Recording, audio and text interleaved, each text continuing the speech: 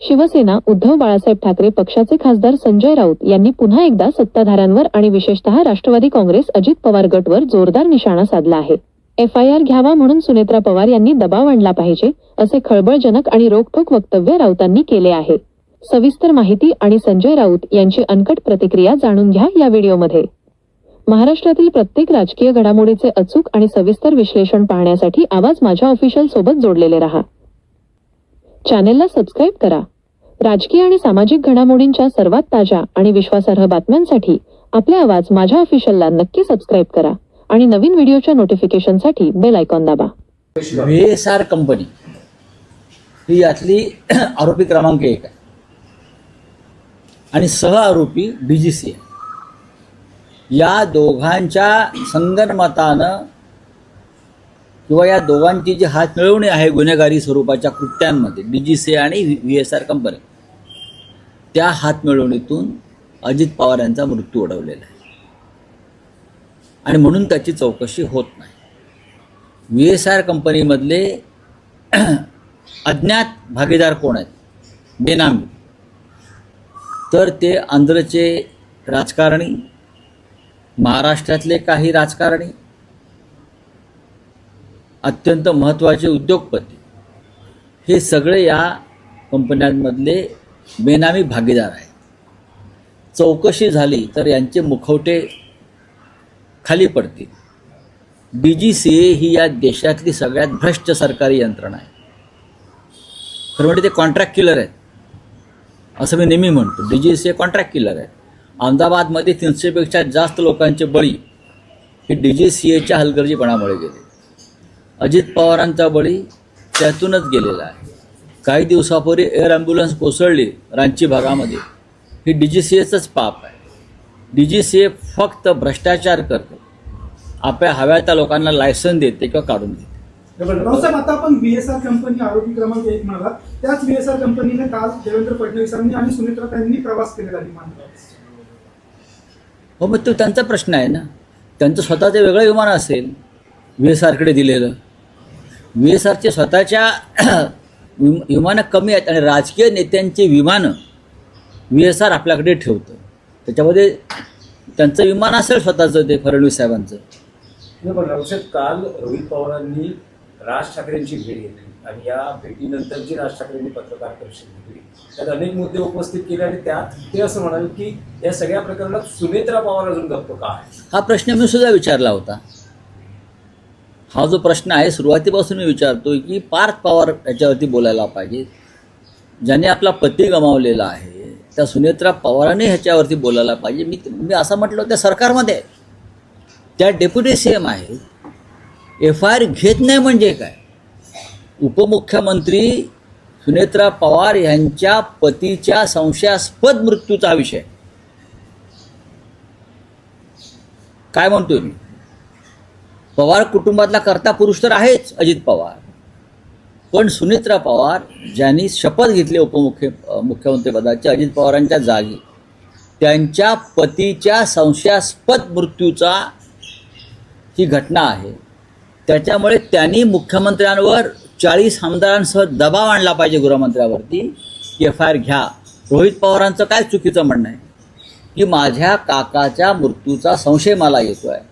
VSR company आणि DGCA यांच्या हलगर्जीपणामुळं हा सदोष मनुष्यवधाचा गुन्हा आहे, अशा प्रकारचा FIR तो हवा अशी त्यांची अपेक्षा आहे.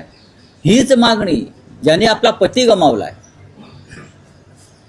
ज्याने आपला पिता गमावला आहे, त्यांनी केली पाहिजे.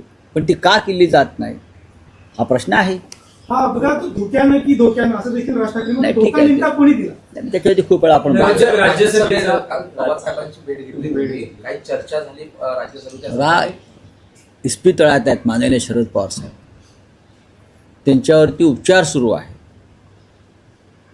त्याच्यामुळे ती राजकीय चर्चा करण्याची जागा नाही. त्यांच्याने माझे व्यक्तिगत नात्याचे संबंध आहे पहिल्यापासून राजकारणात येण्याआधीच्यापासून आहे. काल त्यांना भेटलो, त्यांच्या प्रकृतीची काळजीपूर्वक चौकशी केली. माझ्याशी ते बोलले अनेक विषयावर. ते खरं आहे इतर सुद्धा काही लोकांची तेव्हा दिल्लीतून फोनाफोनी सुरू होती तिथे. त्या संदर्भात एक संवाद झाला तुम्हाला माहिती आहे. आणि पवारसाहेबांची प्रकृती आता स्टेबल आहे. काही चाचण्या त्यांच्या थोड्या आजूबाजूकडे होतील आणि ते घरी जातील. त्याला ताबडतोब घरी जायचं, पण डॉक्टरांनी त्यांना थांबवलेलं आहे, कुटुंबानं थांबवलेलं आहे. आणि लवकरच ते पूर्ण बरे होतील आणि सक्रिय होतील असं मला एकंदरीत त्यांच्याशी बोलताना जाणवलं. नाही, पण राऊत साहेब, तुम्ही असं म्हणत आहात की राज्यसभेच्या जागेसाठी महाविकास आघाडी चर्चा होती. दुसऱ्या बाजूला आदित्य ठाकरे हे वारंवार शिवसेनेचा हा कसा दावा आहे राज्यसभेसाठी हे ठळकपणे सांगतात. मग ते चुकीचं काय बोलतायत? एक लक्षात घ्या की महाविकास आघाडीमध्ये चर्चा करूनच आम्ही निर्णय घेऊ ना. फक्त माझ्याकडे 20 जागा आहेत म्हणून तर मी आमचा खासदार निवडून आणू शकत नाही, किंवा काँग्रेस पक्षाचे 16 आमदार आहेत म्हणून ते निवडून आणू शकत नाही, शरद पवारांचे 10 आमदार आहेत म्हणून ते निवडून आणू शकत नाही. त्याच्यामुळे प्रत्येकाचा दावा आहे, प्रत्येकाला वाटतं आमच्याशिवाय निवडून येणार नाही. एकत्रित बसून आपापल्या दाव्यांवरती चर्चा करणं आणि निर्णय घेणं हा त्याच्यावरचा मार्ग आहे. त्याच्यामुळे आदित्य ठाकरे जे बोलतात ते बरोबर आहे. प्रत्येकाचा खासदार निवृत्त झाला आहे. फक्त शिवसेनेचाच झाला आहे का? नाही, शिवसेनेचा झालेला आहे. आमच्या प्रियंका चतुर्वेदी निवृत्त झाल्या आहेत. राष्ट्रवादी काँग्रेसकडून शरद पवार आणि फौजिया खान निवृत्त झाल्या आहेत. काँग्रेसकडून रणनीताई पाटील निवृत्त झाल्या आहेत. त्याच्यामुळे प्रत्येकजण म्हणतो की आमचा खासदार निवृत्त झाला आहे, आमचा दावा आहे. असं नसतं. ते एकत्र बसूनच विधान परिषद आणि राज्यसभेबाबतचा निर्णय घेतला जाईल आणि त्या संदर्भात चर्चा सुरू आहे. तुमच्याबद्दल देखील त्यांनी संदर्भ दिलाय की शरद पवार हे सर्वाधिक आदरार्थी आहेत आम्हाला, परंतु ही जागा आमची आहे. जर कोणी मोठं नाव आणलं तर पुढच्या वेळेला काँग्रेसने मोठं नाव आणलं तर आम्ही संजय राऊतांची जागा द्यायची का, असा सवाल देखील. बरोबर. मी काय म्हणतोय, आदित्य ठाकरे यांचं जे कालचं वक्तव्य आहे ते अत्यंत योग्य आहे. शिवसेना हा प्रादेशिक पक्ष आहे. आम्हाला आमचा आवाज राज्यसभेमध्ये उठवण्यासाठी किमान 2 खासदारांची तरी गरज असते. मी एकटा तिथे काही करू शकत नाही. सपोर्टला कोणतरी लागतो, टाळ वाजवायला, झांजा मारायला, तुतारी वाजवायला, एक मागे लागतो. 2 खासदार असणं प्रादेशिक पक्षाची ही आमची गरज आहे. काँग्रेस पक्षाचे 25 खासदार आहेत. त्यांच्यासाठी अनेक राज्य आहेत. त्यांच्यासाठी अनेक राज्य आहेत निवडून आणण्यासाठी, असं मी म्हणतो आहे. प्रश्न फक्त माननीय शरद पवार साहेबांचा आहे. शरद पवार साहेबांचा मेडिकल रिपोर्ट आता जो येईल, सुप्रियाताई सुळे चर्चा करतील, जयंतराव पाटील चर्चा करतील, आम्ही एकत्र बसून निर्णय घेऊ. पण आदित्य ठाकरे म्हणतात ते बरोबर आहे, त्यात चुकीचं काय आहे? उद्धव साहेब स्वतः राज्यसभेसाठी इच्छुक आहेत? अजिबात नाही. माननीय उद्धव साहेबांनी अशी इच्छा कधी व्यक्त केलेली नाही. ते आमच्या पक्षाचे सर्वोच्च नेते आहेत, शिवसेना पक्षप्रमुख आहेत.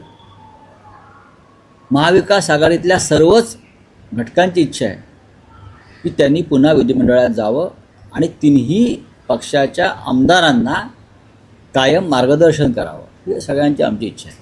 पंतप्रधान नरेंद्र मोदींनी काँग्रेसवर टीका केली की काँग्रेस आता विरोधाचा मोदींकडे फार गांभीर्याने घेऊ नका.